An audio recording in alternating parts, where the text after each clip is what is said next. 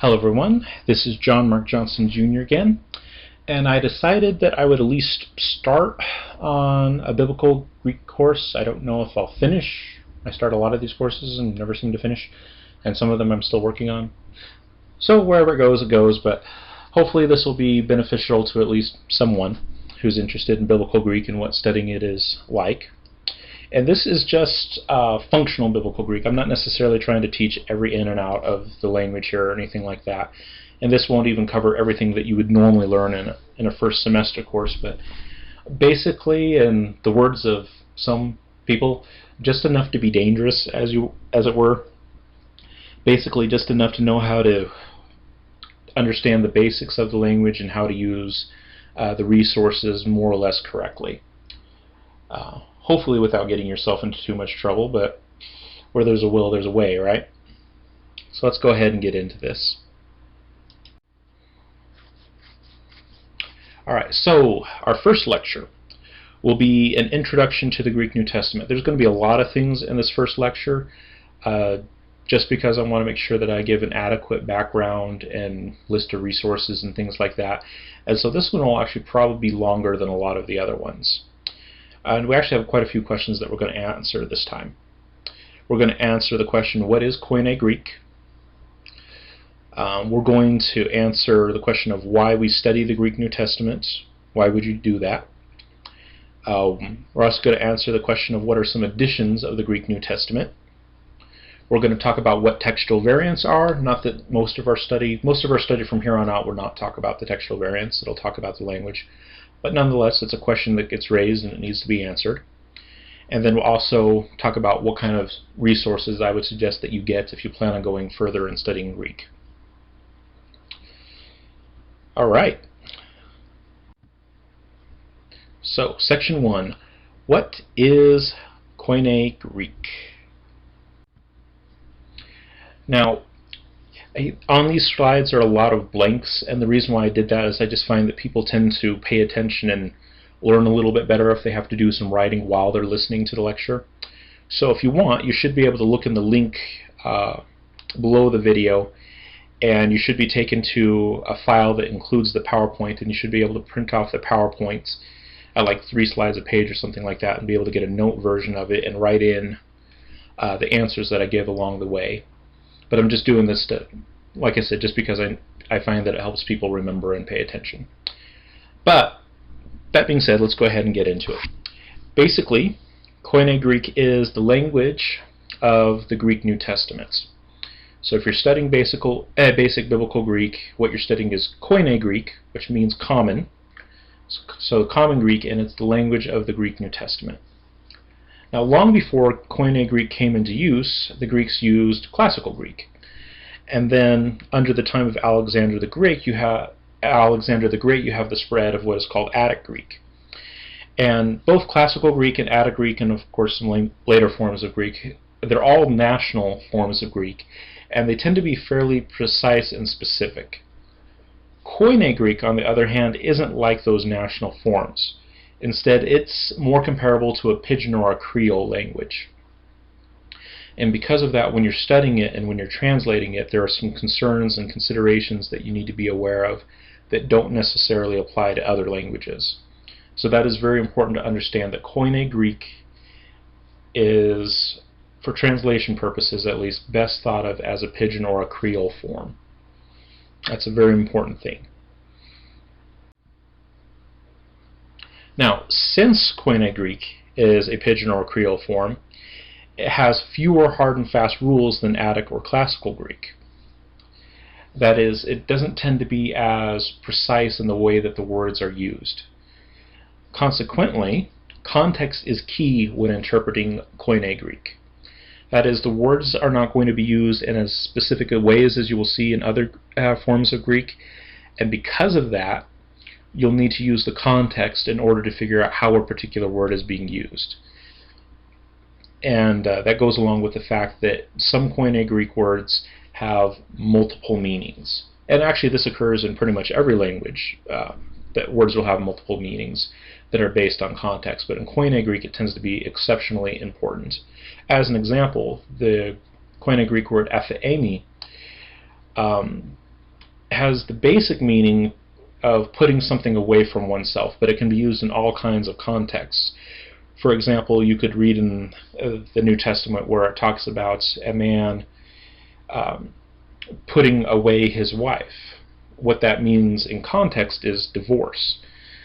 But at the same time, you'll also have the idea of putting away a debt, pardoning a debt. You'll also have the idea of putting something away from oneself, renouncing something, separating oneself from something, no longer being a part of it, such as renouncing sin. All kinds of ways that aphiemi can be used, and you have to pay attention to the context to see how it's being used. Is it talking about divorce there? Is it talking about forgiveness there? Is it talking about renunciation of something? How is it being used? All those different uses are depend on context. Alright, so let's go ahead and get right into translation. We're going to translate John 11:35, which in English is the shortest verse in the Bible. And just to make it really easy, I'll tell you what that verse is. Most English translations will put it as Jesus wept. Very, very, very short verse. So let's go ahead and look at the text. Now, the old version of the text is what you see first. That's the first line there that has the number 8 in front of it, and then you have this string of capital letters with no spaces or punctuation in it whatsoever. That's the old form of the text that you find in the ancient manuscripts, which, by the way, is very difficult to read because it's all strung together. That is called unsealed text. Okay. So the form of the text with all capital letters, no spaces, very little punctuation is called unsealed text. Now, if you know the Greek words, it's easier to pick them out. And once you differentiate it, you get that second line, which separates it into 3 words, which is interesting because in English we usually translate it as just 2, Jesus wept, but it's actually 3 in Greek. And then transliterate it into English characters, you get adakrusin ha Jesus. Adakrusin is an inflected form that basically in this context means will, or not will, but did weep. Okay, so adakrusin means did weep. In this context, it would be interpreted as a past tense. Ha is a really interesting word in Greek. It is very commonly referred to as the Greek definite article, but that actually isn't a very accurate description of what it does. Just because of what a lot of English speaking students will think about a Greek definite article. When we hear definite article in English, we take it and compare it to our analog. In English, you have both a definite and an indefinite article. You can say the apple, or you can say an apple. The apple is the definite, an apple is the indefinite. It's still talking about one apple, but the emphasis and the definitive nature of it is being changed with those. Greek doesn't have an indefinite article, it only has a definite article, and so it doesn't really compare with English usage at all. Just because the Greek doesn't have the definite article doesn't actually make it automatically indefinite. And actually there's tons of places in the Greek New Testament where you will not have a definite article, but in English you'll still have to translate it with the word the, or something similar to that. The reality is that the Greek definite article, as far as English comparison is concerned, is actually a deterministic relative pronoun. Deterministic means that it indicates a noun, or it can stand in place of a noun, or it can introduce a noun or a noun phrase. That's what deterministic means. Relative means that implicit in the concept is some kind of idea of who or which. He who did this, that which did this, is some kind of idea of who or which. And then the fact that it's a pronoun means that it can stand on its own if necessary, and there are places in the Greek New Testament where it does. And so in this context, it is introducing the subject of the sentence. And one way you can tell it's the subject is because it ends with a sigma, an S, and that's the next word. The next word over, Jesus, ends with S. And so that tells you that it's introducing a noun phrase or a noun. and it's a personal one. We know that this is Jesus wept. We know it's talking about a person. So it would be, if you wanted to translate it, not pretty much no translation translates the definite article here, but if you wanted to translate it, an appropriate translation would be he who is. So adakrosin is did weep, then the ha is the deterministic relative pronoun, which in this case would be he who is, and then Jesus, you probably could already guess by now, that would be Jesus. So adakrosin ha Jesus did weep, he who is Jesus. Which doesn't make a whole lot of sense in English because it's backwards. It's kind of a Yoda-ish kind of thing to do, speaking like Yoda. Because Jesus is the subject, you would usually put that first in an English sentence. So you would, to translate it into proper English, you would say, he who is Jesus did weep. So there. You have now translated your first verse out of the Greek New Testament. Congratulations. Might have needed a little bit of help, but you've seen your first translation. Alright, so section 2, why study the Greek New Testament? Well, to kind of oversimplify things a little bit, there's one overarching reason for studying the Greek New Testament, and that is gaining a better understanding of Scripture. For one reason or another, you're trying to gain a better understanding of Scripture.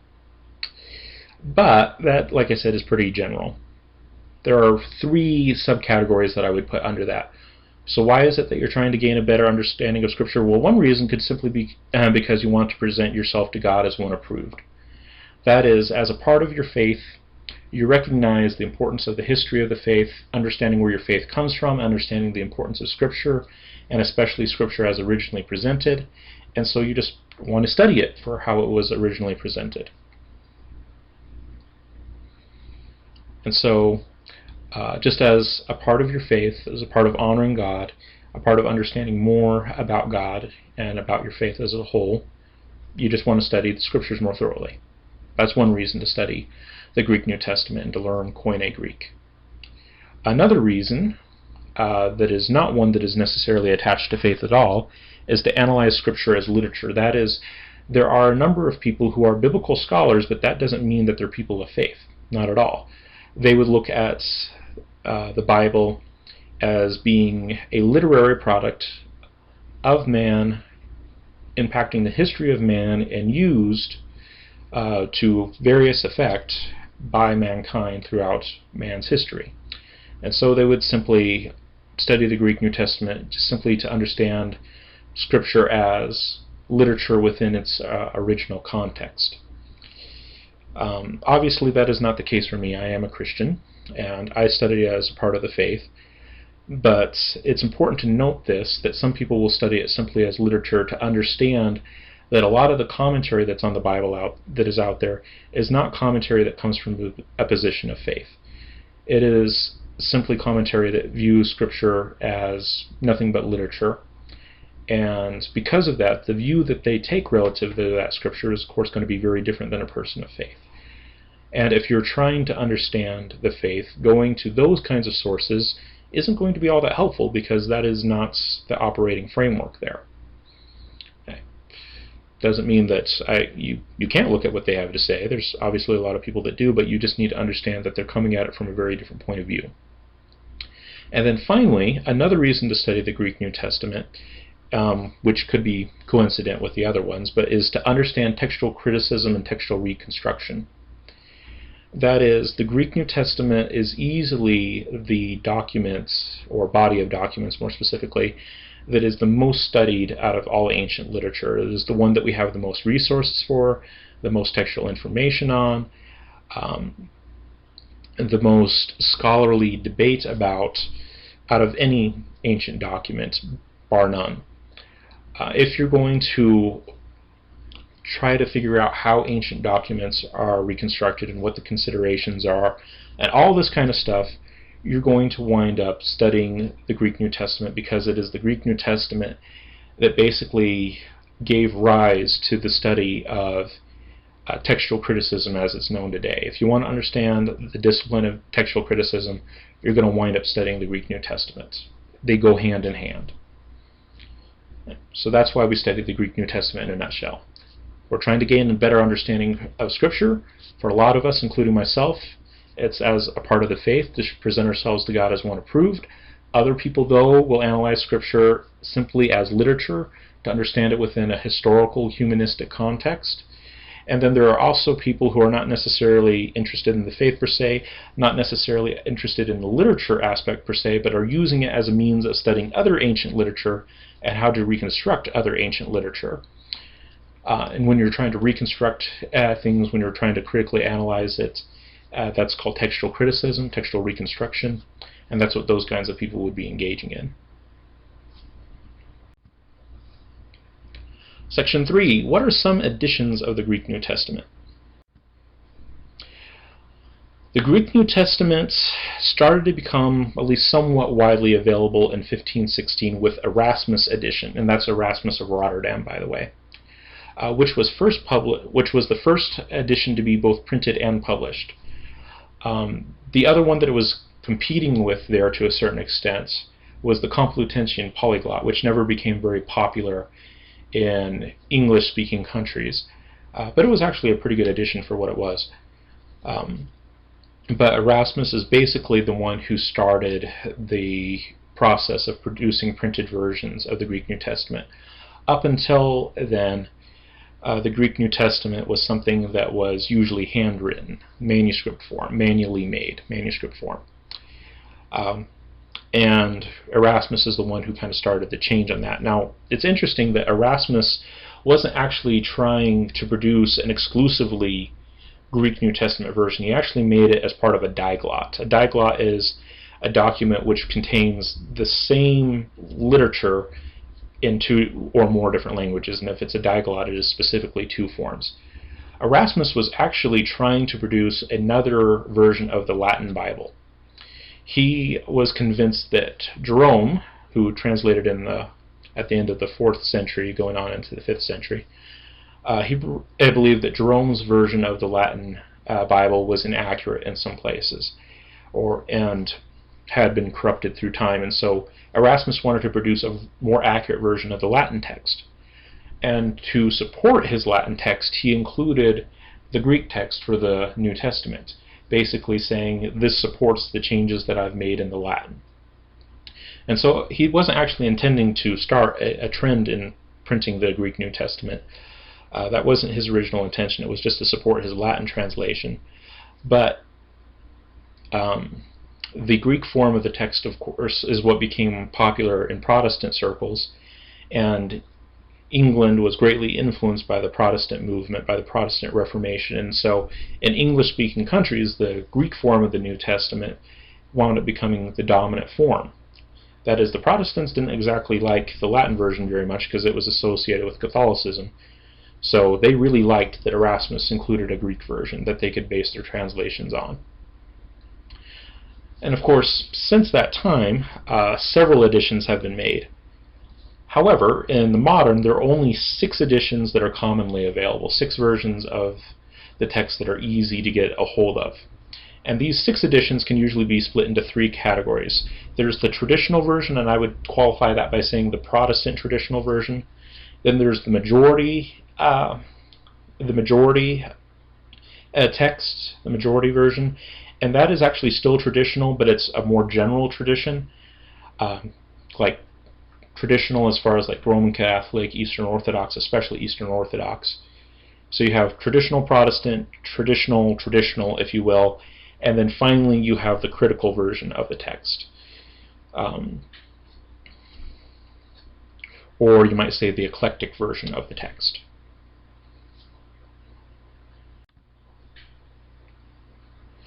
In the traditional category, and this is the Protestant traditional category, there is only one major version that you're going to commonly see, and it's called the Textus Receptus.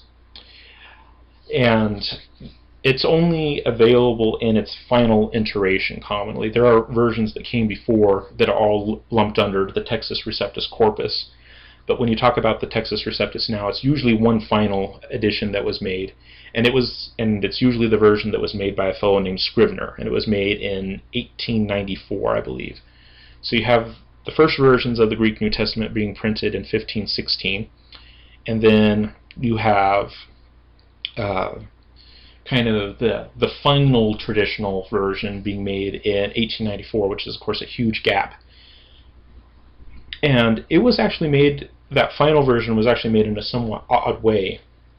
That is, all the versions that preceded this one were made by taking manuscripts, usually a very limited number to start off with. A lot of the earlier people who made editions of the Greek New Testament didn't have a lot of manuscript evidence to go on. It was usually just a handful of manuscripts.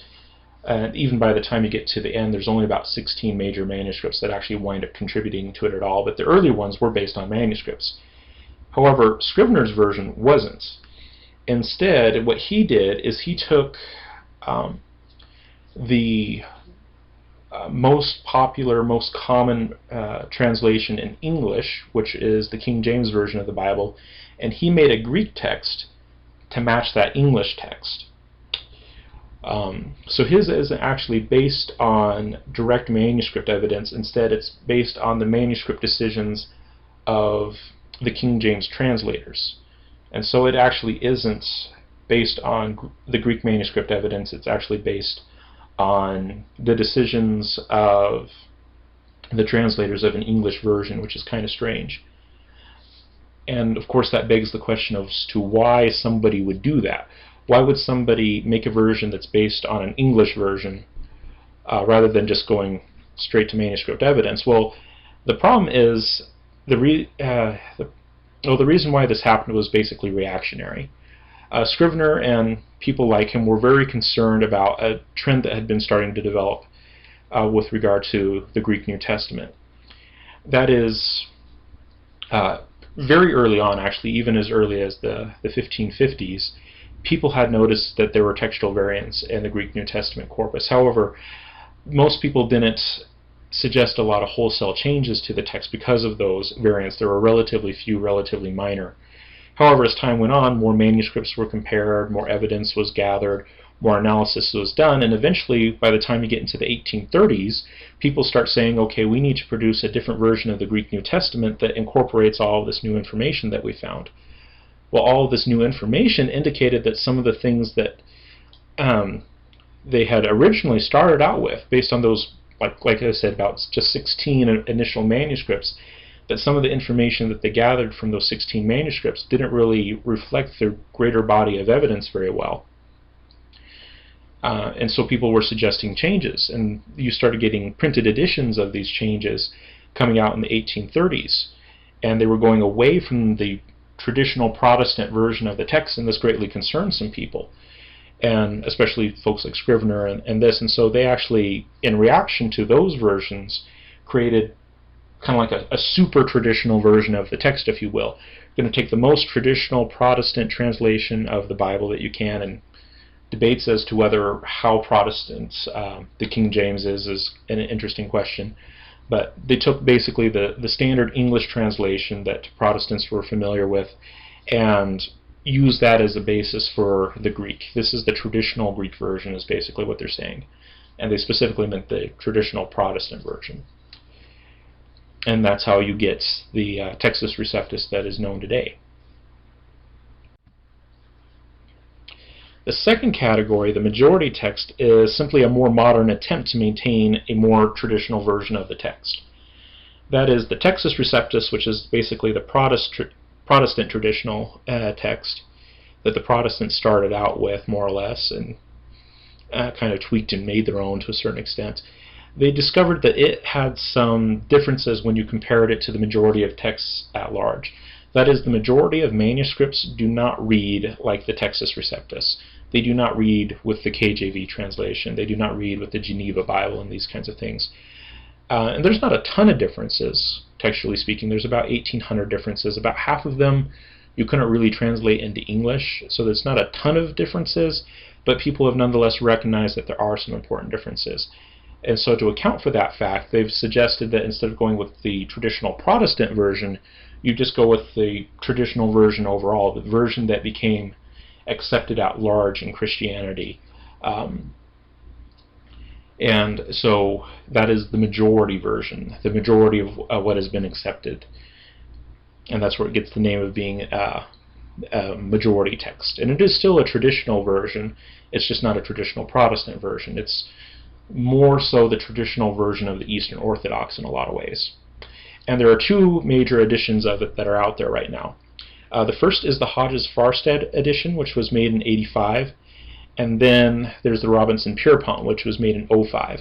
And you can see that these are actually very late comers in the system. And again, these are reactionary. That is, there are many different translations and editions that have been made up until this point that are different from the traditional versions. And people want a more traditional version, and so they make these in reaction. Now the first one, the Hodges-Farstad version, is just a simple majority computation. That is, you look at all the manuscript evidence, whatever the majority of manuscripts say, that's what you put in your version of the text. The Robinson-Pierpont, on the other hand, or Pierpont, is a little bit different than that. What it does is it takes the major text type, which is called the Byzantine text type, and then it selects the majority of those readings.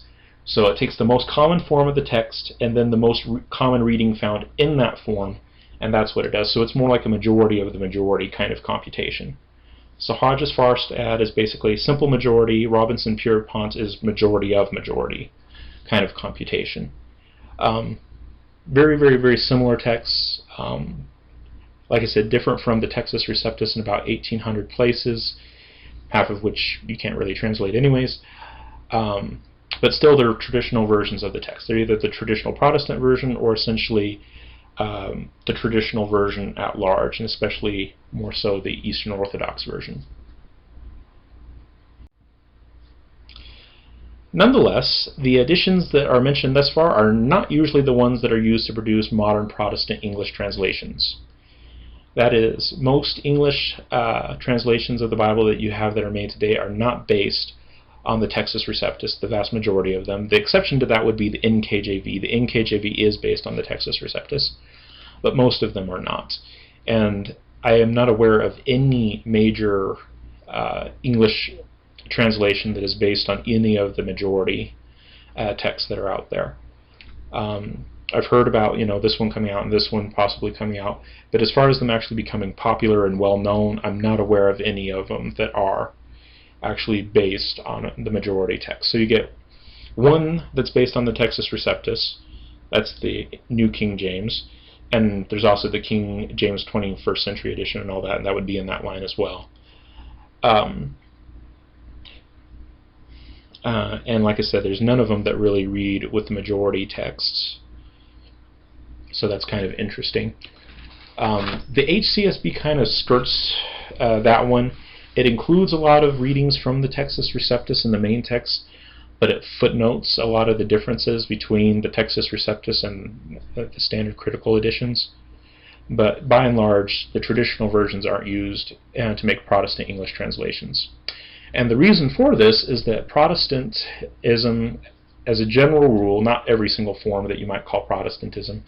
For example, the Anglican Church is not technically Protestant in the same way that a lot of other groups are. But generally in Protestantism, there is a belief in the fallibility of tradition, of what has been passed down. So Protestants assume that the traditional versions of the text are not always going to be accurate.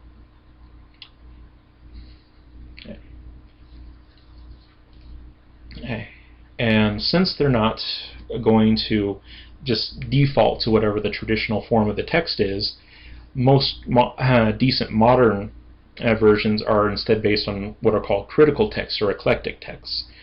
These are texts which select readings after careful consideration of all of the available information and then try to determine the original readings of the text. That is, and instead of assuming that the majority got it right or that what has come down to us is right, they say, let's go back, look through all of the information, and then select that which best commends itself as the original reading of the text. That's the idea behind a critical or an eclectic edition. And technically you could call all of them critical editions in that they're applying some kind of critical methodology. They're all making selections about what kind of text pattern to follow and whatnot. But when people talk about critical text, they're usually talking about the eclectic text. Ones that are based on all of the information and then selecting what seems like the most original reading from those, rather than going with the most traditional or the most common. One of the earliest critical texts back in 1881 that is actually still commonly available today. It isn't the earliest. Karl Lockman has the earliest, and it was in the 1830s. But one of the early ones that is still commonly available today is the Westcott-Hort edition. And the Westcott-Hort edition was a landmark edition in a lot of ways. It was a text that was based on a lot of research analysis of many, many, many manuscripts over a period of about 30 years. And it coincided with a lot of research as well and a lot of very thorough developments of the discipline of textual criticism and whatnot. And because of all the research that has gone into it and all of the documentation that wound up producing and all of this stuff, it has actually proved to still be a very useful edition in the modern age. Now it does have some problems in that being made in the 1800s, it doesn't have access to all the things that we have access to today. That is, today we've discovered several what are called papyri manuscripts. These are very early forms of the Greek New Testament that reach behind even some of the stuff that Westcott and Hort had available to them. And because of that, there's some differences between some of the more modern critical texts and texts like Westcott and Hort. But nonetheless, in a great many places, they have proven to be very reliable sources and very useful, at least for their development of text critical methodology and these kinds of things, if for nothing else. And like I said, it's also still very commonly available today, and you can actually usually get a Westcott-Hort edition for relatively cheap, even compared to some of the other editions that are out there. A Westcott-Hort edition usually costs, at least as far as what I remember seeing, is somewhere between $20 and $30. Which is actually pretty good considering that some of the more modern versions can cost, $40, $50 or more. So it's actually a pretty good price for a critical edition. Like I said, it's not as up-to-date as it could be, but it's still considered a landmark of textual critical theory.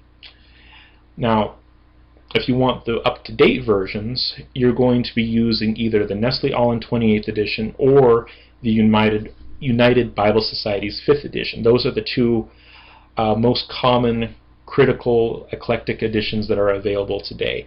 And actually the main text that they have is exactly identical. They have the same main text. What they differ in is all of the extra information that they include, especially in their textual apparatus. That is, each of them lists information on the textual variants in the Greek New Testament textual corpus, but they tend to be interested in different things. The NA28, the Nestle Aland 28th edition, is a version that is basically for academics. That is, if there is a variant that is going to be of interest to the academic community, it's going to list it. And this includes a lot of various details. I think I've heard that it includes somewhere around 15,000 variants. But most of them are pretty inconsequential to translation at large, and a lot of them you can even translate out of Greek into English. A lot of them are just completely ineffectual. They're of interest to academics, but they don't really affect translation at all. And so, because of that fact, because it doesn't really affect translation very much, these are actually put out by the same people. They're both put out by the German Bible Society. So to account for the fact that a lot of those ones that are included in the NA28 don't really affect translation very much, the United Bible Society put out a text that is made for translators. And I actually like it a lot. I prefer the UBS-5 since its apparatus is restricted for the most part to just significant variants. In their wording, it is those variants which are necessary for establishing the text and which affect translation. So basically just the significant variants are in the UBS-5, and because of that I typically find it much more useful than going through a bunch of stuff that doesn't really affect anything. It's interesting to comment on and talk about, but it doesn't really affect much. The UBS-5 is much more useful in that regard. It is made for translators, and because of that, the variants that it includes are those, or at least typically those, that are actually significant to translation, that actually produce a difference that an English-speaking person would actually be concerned about. Section 4, what are textual variants? That is, we've been talking about textual variants for a while now, so we should probably be a little bit specific about it and say what exactly a textual variant is. So first, a textual variant is a difference that exists between manuscript versions of a text. This only applies to manuscript versions. That is, up until you start getting printed versions of the Greek New Testament in 1516, they were all made by hand copying. They were manually made, manuscript editions. And whenever you make something by hand, you're going to have mistakes. Scribes are going to make errors. There are going to be differences that creep in. All kinds of things are going to happen. That's just what happens when you make something by hand. You're going to make mistakes. And those mistakes, those differences, are textual variants. What does this person have in their handwritten copy versus how did this other person over there make their handwritten copy? Now, when it comes to the Greek New Testament, they do not generally include punctuation differences. You look at the early versions of the Greek New Testaments, they're written in uncial, that is basically all capital letters, no spacing, very little punctuation at all. And because of that, when you're talking about textual variants, it usually doesn't include punctuation differences. That's just not a concern to the original text. However, people do count as being a textual variant things like spelling differences, word order, inflectional differences, word choice differences, phrasing differences, etc. Most of these are completely inconsequential. For spelling, for example, spelling did not become largely standardized to any great extent until after the Renaissance. Up until that point, scribes basically wrote things as they sounded to them. Sound it out. How it sounds to you is how you write it. Having a unified spelling was not something that a lot of the scribes were greatly concerned about at all. Word order, when it comes to Greek, is something that is also not a big concern. For example, we went over John 11:35, adakrosin ha Jesus. However, you would translate that exactly the same if you changed the word order around. You could say ha Jesus adakrosin, and you would still translate it as Jesus wept. It means the same thing backwards and forwards. And that's just because Greek is an inflectional language, which means that the specific inflection on the word tells you where it goes in the sentence in English. In English, we base it on where it is in the sentence. In Greek, it's basically on the word endings. And because of that, you can put words in all kinds of orders and it still means effectively the same thing. And then there are also inflectional differences, and a lot of this has to do with verb forms and things like this. That is, sometimes you could actually use multiple forms of a given verb, which would substantially have the same meaning. There's shades of difference, but substantially would have the same meaning. And this is, of course, going down through history, and sometimes you get scribes who wouldn't necessarily understand the original language of the Greek New Testament very well. The Greek New Testament, like I said, was Koine Greek, and especially kind of a Pidgin or Creole form of it, and they would try to standardize it into a more national form of Greek or a more Attic form of Greek, and because of that, they would use more standard verbiage. It still had substantially the same meaning, but they were trying to basically make sure that people would understand how that form is being used, and so they would convert it to a form that was more common. Things like that. There's also word choice issues. Greek is not one monolithic language, but instead it has a lot of dialects, and different dialects will use different words. For example, in English, some people will say soda, some people will say pop, and typically if you have someone who pretty much always says soda, they're not going to say pop and that kind of thing. But if you go from one place to the other, you'll see that switch. And the same thing with the Greek New Testament happened. If it wasn't natural for the person who was writing it, sometimes they would put in what was more natural to them. Then there's also differences in how something is phrased. In English, for example, you can say God loves you, or you could say you are loved by God.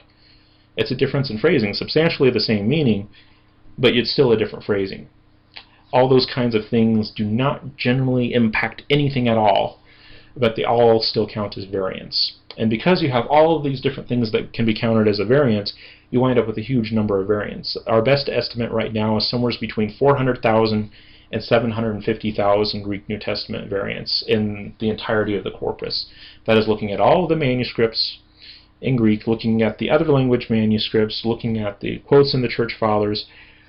You wind up with somewhere around 400,000 to 750,000 Greek New Testament variants.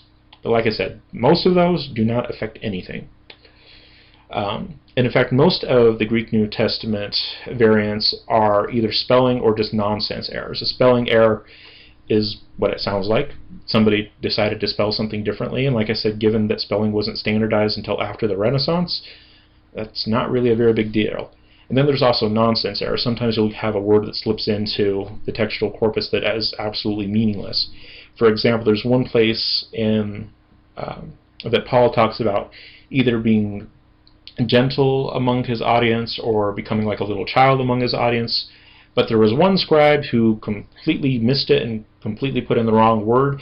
He said that Paul and his companions became horses among the people, which is a completely nonsensical kind of error, very easy to spot, and it's pretty obvious that it was wrong. You know, fairly easy stuff like that. And that's what most of the variants are. They're spelling errors or they're nonsense errors. The second largest category are ineffectual errors. That is, they don't affect translation. That is, you'd actually get more difference because of different styles of translation than you would because of the base word that is being used. For example, sometimes you'll get synonyms, different word but same basic meaning. Word order changes, like I said, in Greek are not a big deal. John 11:35 could be adakrusin ha Jesus or ha Jesus adakrusin. It doesn't really matter. The presence or absence of the article is something that can vary greatly, especially with names. And actually, the first chapter of the Greek New Testament, that is chapter 1 of Matthew, is a great example for this. The first time a name is introduced in the genealogy of Jesus, it typically has the Greek definite article, that is the deterministic relative pronoun there. And then the second time it's put in there, it won't have it. That doesn't mean that you're referring to someone else. It's still the same person. It's just one time they've been more or less formally introduced, and the other time they weren't. They've already been introduced, and so you don't have to do it again. And so, but most of the time you don't translate the relativistic pronoun with names. It's fairly rare that you would do that in most translations. I like to do it, but most other translators will not do it. It just doesn't show up because it's considered poor form in English. So it doesn't really affect English translation. The third largest category are those that are meaningful but not viable. That is, they would significantly affect translation, but they're not early enough to actually have a legitimate chance of going back to the original. For example, there is a variant in John 1:1c, and which is normally translated, and the Word was God. Well, there's a couple of late manuscripts that put the deterministic relative pronoun in there, the Greek definite article in there, which would be a Sabellian interpretation of the gospel if you wanted to read that into it. The problem, though, is that those manuscripts are late. There's only a couple of them. They're very idiosyncratic. When you look at the other variants that they include, they generally seem to be the kinds of mistakes that are made by fairly careless, unknowing scribes that don't really know the Greek language all that well, especially the Koine Greek language all that well. And so there's simple mistakes that crept in later. They don't show up in any of the early manuscript material at all, and because of that, nobody gives them any great amount of credence whatsoever. Like I said, they're like 8th century and beyond. They're nowhere close to the beginning. And so nobody really takes them seriously. And in fact, pretty much every critical edition out there that I've seen does not list that variant. That one only shows up in highly academic literature for people who are arguing about nitnoid stuff, about the character of particular scribes and trying to climb into their heads and see what they were thinking and that kind of thing. But nobody thinks that they actually went back to the original manuscripts, at least not anyone who takes the discipline of textual criticism seriously. So given that there are all of these categories out there, but they don't really make a whole lot of difference to translation, and they're not really all that pertinent.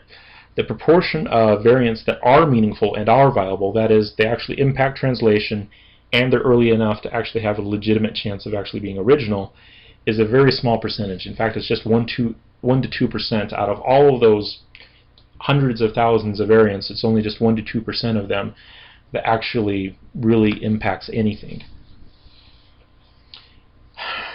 Now, to get down into the nitty-gritty about it, the maximum difference between versions of the Greek New Testament is 6,341 words. That is, if you're just interested in those ones that are meaningful and viable, those ones that are actually significant, you wind up with a difference of 6,341 words.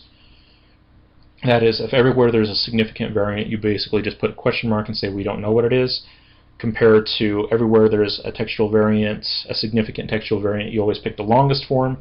That difference is going to be a difference of 6,341 words. And the reason why I know is because I went through the UBS-5 and actually counted it all up. And this is a little bit under 5% of the text. It's 4.59% of the standard text that's used in the Nestle-Aland UBS-5 text. Now, what this means is that when it comes to printed editions of the Greek New Testament, they're going to be substantially the same, about 95% consistent, even with very different takes.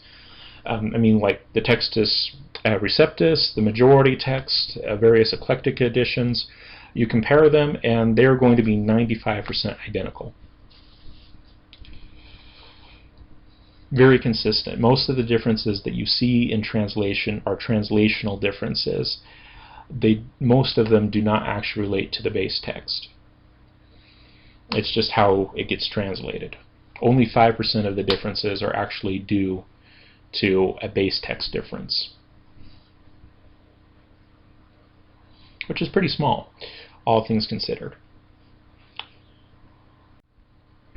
Now, another way of looking at the Greek New Testament is to ask, what percentage of the original Greek New Testament do you think we possess today? And I put some options on the screen for you to kind of help you think about it. That is, regarding how much of the original material do you think we still have? Do you think it's 103%? Do you think it's B, 93%, C, 83%, D, 73%, E, 63%, or F, 53%? How much of the original Greek New Testament do you think we actually have? Have your answer? Turns out that it's A, 103%. We have all of the original material, at least substantially, plus some extra that we have to sift through.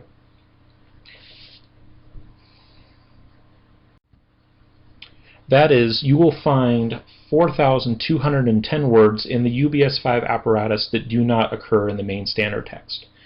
That is, there's the main standard text that the committee says is probably the best representation of the original, or at least the most original that we can get. And then there are these extra words that were added at various places in the history of the transmission of the text that we don't think are original. So there's all the original material and then there's extras. So what this means is that material has only been added and not lost from the Greek New Testament textual corpus, at least substantially.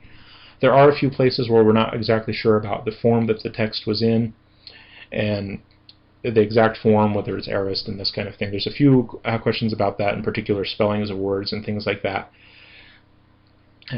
But substantially, at least as the core meaning of the text and that kind of thing, the general consensus is that there is nothing substantial that has been lost. All of our best evidence indicates that we have the original material plus about 3% extra. And this is why, to put it in scholarly terms, we can say that the necessity of resorting to emendation is reduced to the smallest dimensions. That's a quote from the book The Text of the New Testament, page 230. This is a scholarly text that's pretty well recognized in scholarly circles.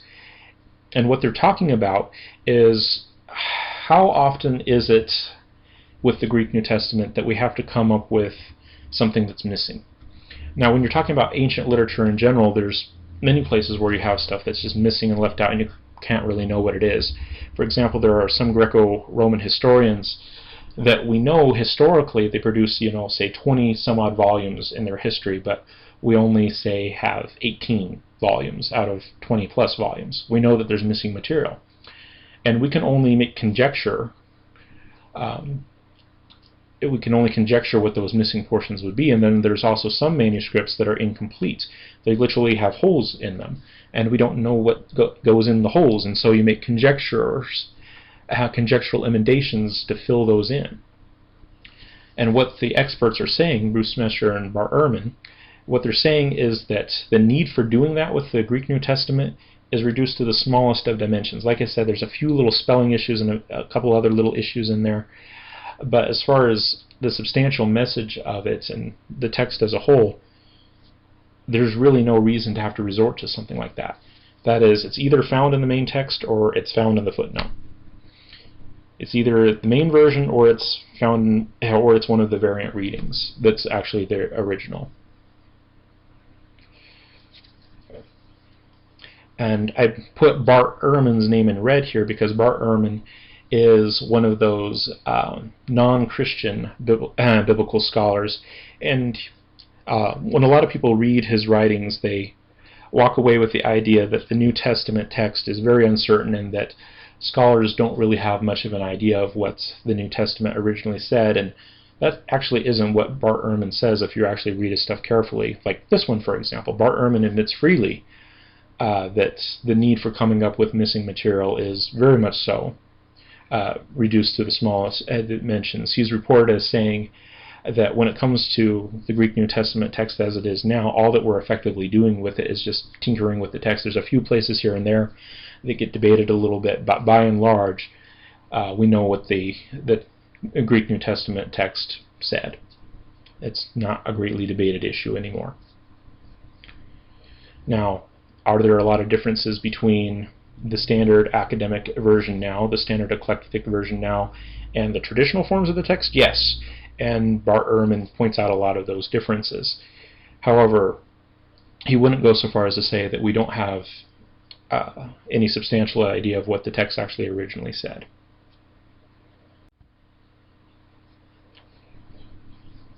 Alright, so therefore, the student of the New Testament is faced with the problem of selection rather than of creation. That is, we have all of these variants to pick from, have to select which one best commends itself as the original reading, but we don't ever have to really worry about coming up with brand new material. We don't have to come up with something to put into a missing slot. We don't have places in the text where we have to put in ellipses to say something goes here and we have no idea what it is. That doesn't occur with the Greek New Testament text. However, variants cannot be determined with equal assurance. That is, we are more sure of some textual decisions than others. Sometimes when it comes to a textual variant, we know with a very high degree of certainty what the correct reading is. There are other places, well, that's not so much the case. Fortunately, the UBS 5 actually breaks it down for you if you're curious about it, and it will actually give a level of assurance to each one of the variants that it talks about. It talks about diamond level, D level, C level, B level, A level, basically saying how sure the committee was when they were putting this together.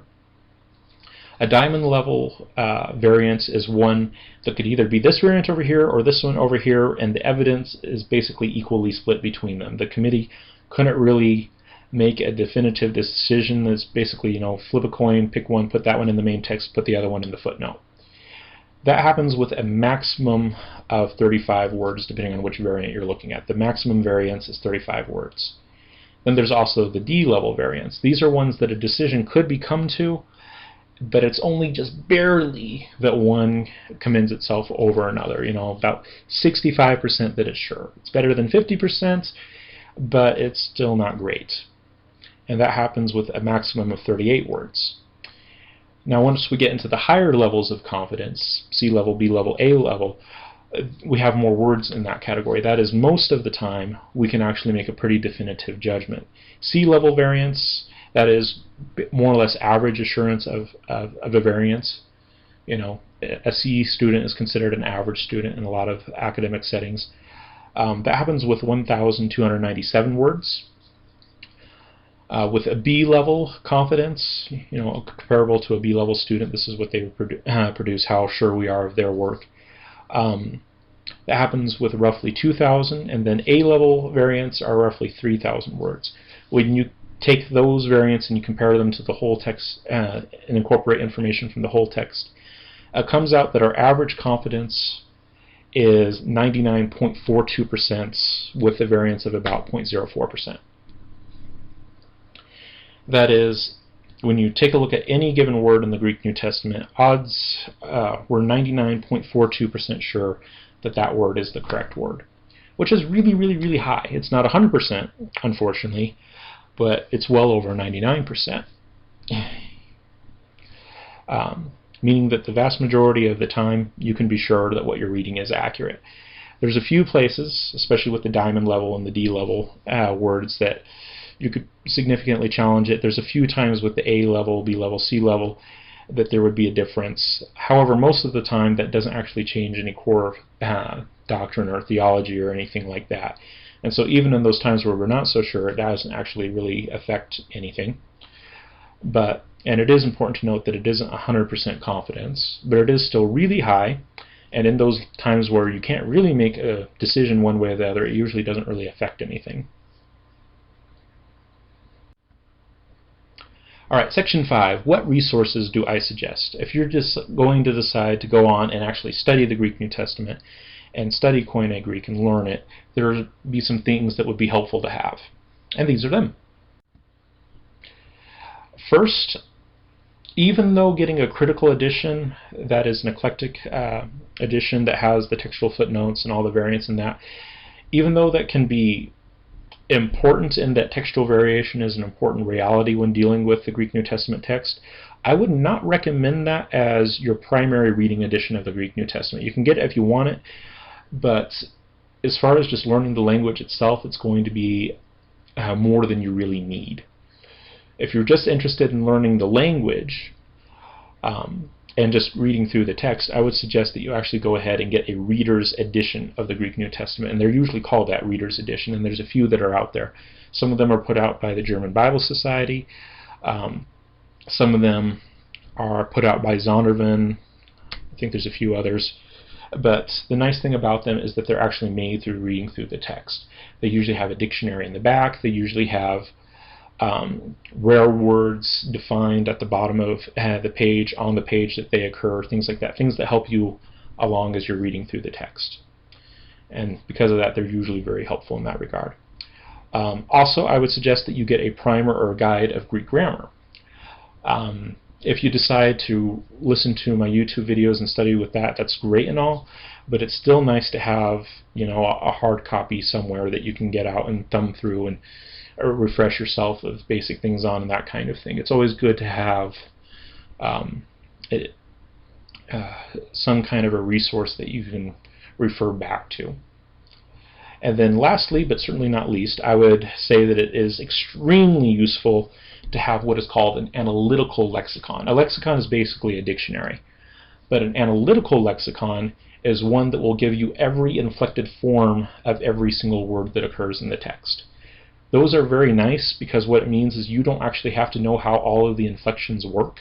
You can just look at the word that's in the text, look it up in the analytical lexicon, and it will tell you what the inflected form is. It'll tell you if it's an aorist or an indicative or something like that, or if it's in a participle form, any of those kinds of things. It'll tell you that, as well as giving you the basic definitions and all that. And so that is a very handy resource to have. Now, if you decide that you want to just do it at the fundamental level, you don't want to get into too much detail, but you still want to know enough to be able to use resources successfully and actually look at the Greek text and be able to get something out of it, you could get away with a little bit more simplified version. Instead of having to get 3 or 4 different resources, that is, getting a critical edition, getting a reading edition, getting a primer or a guide, and getting an analytical lexicon, you could cut it down to just 2. And those 2 resources that I found that are pretty helpful get across the basics as they need to be are Mounce's Biblical Greek Compact Guide, and then also the Zondervan Greek and English Interlinear New Testament. These two together form a wonderful resource that will get you to the point where you can use most resources, get basic things out of the text, look at the text and be able to get something out of it, those sorts of things. Mounce's Biblical Greek, a Compact Guide, is basically your first semester Greek in a highly condensed form. It's an overview. So you still need to actually go through and learn all of this stuff, but his compact guide is really nice because it allows you to go back and kind of refresh on things. It doesn't go into a whole lot of detail, it doesn't get into every aspect, but it gives you a good refresher on everything. So if you're going to go through and look at the YouTube videos on Greek or study somewhere else, it's a nice resource that will refresh your memory on a lot of those things, and it's not too expensive. It's usually no more than $15, and sometimes you can get it on really good sales for as low as $5. I've been able to do that, but usually no more than $15, including, and don't forget shipping and handling, of course, but usually relatively cheap. And because it's simply an overview and it doesn't go over every single detail, and of course if you just want to have a basic understanding of Greek, you don't need every single detail. So that's a relatively inexpensive source that's still good. It still has a good rapport in academic circles. Mounce is a well-known name in Greek studies and those kinds of things. And then instead of getting a separate reading edition and an analytical lexicon, what you could do is you could get effectively everything in one in the Zondervan Greek and English Interlinear New Testament. The nice thing about it is that it actually provides multiple versions of the text, 3 translations, the NIV, the NASB, and then also Mounce's Interlinear, and then also has a version of the Greek New Testament. It's one of the eclectic versions. It doesn't have all the textual apparatus with it, which, like I said, when you're first learning the language, you don't really need to worry about.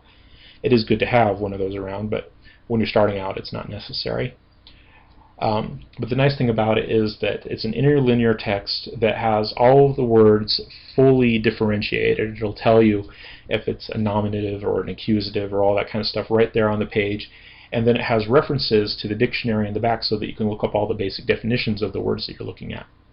And so those two together will basically act as kind of a surrogate for all of the other more detailed stuff. And you can get the Zondervan Greek and English Interlinear New Testament for about $45, sometimes less. And so together, for $60, you can get all of the essentials that if you were to go and get everything separately, a separate lexicon, a separate Greek reader, a separate interlinear, a separate guide, primer, you could easily spend over $100 on all that stuff. But with these two, you'd spend only about $60 plus shipping and handling and get all the same basic information. And so I would suggest looking into that if you're going to be serious and you actually want to have good resources. Alright, and then there's also some online resources that are helpful to know. CSNTM.org is not necessarily one that's necessary, but it is really cool to know. It is the Center for the Study of New Testament Manuscripts, headed by Daniel Wallace and those folks. And what they do is they basically go around the world making digital copies of, taking digital photos of the various Greek New Testament manuscripts that are out there. And then some of them, the ones that they have permission for, they'll post online. And so you can actually get online and look up some of the ancient manuscripts like Codex Sinaiticus and Vaticanus, P66, P75, and all these ones.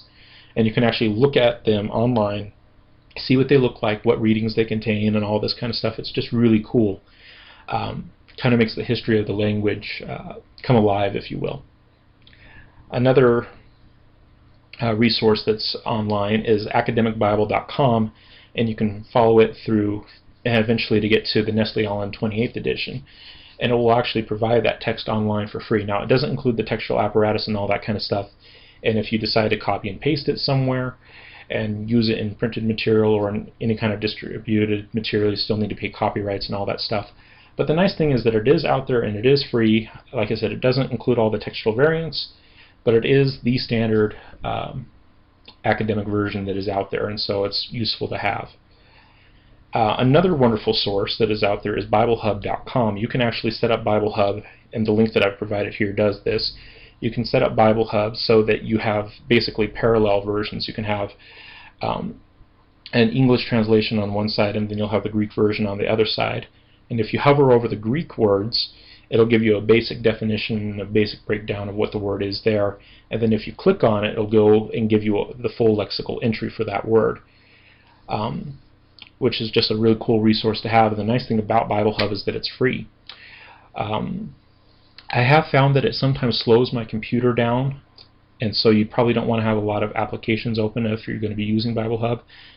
But it's a great resource. It's free, largely pretty reliable, all around just cool stuff. So anyways, that is an overview of a study of Koine Greek.